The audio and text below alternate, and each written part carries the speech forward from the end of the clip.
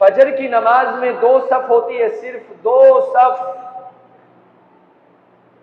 اور ہزاروں مسلمان ہیں مسجد کے اطراف میں، سب سو رہے ہیں، سب بے ہوش پڑے ہیں، سب نشے میں ہیں، پتہ نہیں کس چیز کا نشہ ہے، سمجھ سے باہر ہے۔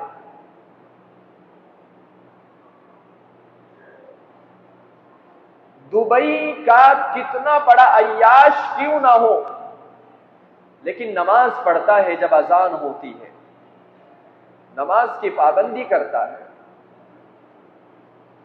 عربوں میں بڑے بڑے عرب جنہیں حقیقت میں مالدار کہتے ہیں، اذان ہوتے ہی نماز پڑھتے ہیں۔ نماز کی قرآن نے باقاعدہ تاکید کی ہے، مسلمانوں کو تاکید کے ساتھ یہ حکم ہے کہ ایمان والو نماز پڑھو۔